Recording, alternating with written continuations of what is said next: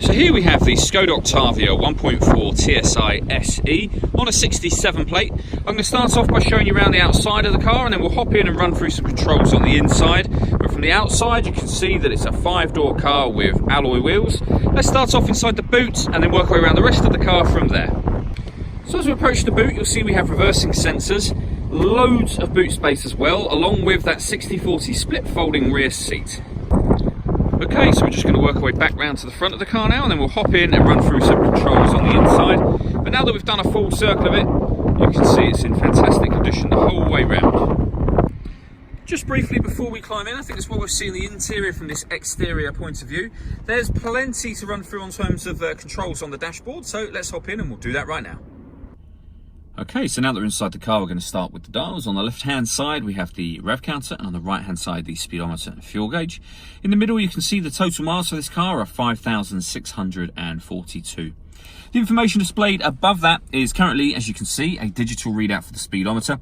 You can change the information with a control on the steering wheel. So we're on the vehicle data menu at the moment. There are other menus available to you. So driving data is the one we were on. We have a vehicle menu, as you can see, telephone, audio, and then back round to driving data again. To go through those, as I was just then, it's these buttons just here that you'll be using. Over on the left-hand side, we've got stereo controls. We've also got voice activation for the phone. So hit that button, ask it to dial anyone in your contacts list, and it can do that for you without you having to take your phone from your bag or pocket. That is, of course, once you paired up your phone, and that is done over on the touchscreen just here. You can either use the touchscreen to swipe through it, as I'm doing there, or you can use this dial if you would prefer. And every one of these menus is highlighted for you. So, for example, you can go into a kind of a vehicle status menu, should you wish to. Or you can go back to the main menu by hitting the menu button just there. When it comes to music in this car, first of all, you've got your radio. So this car has got DAB, FM and AM radio. If you want to listen to your own music, you can do under the media heading. Nothing is connected at the moment, but you can connect up Bluetooth audio. So once you pair up your phone, you can stream music wirelessly, as well as making and receiving phone calls.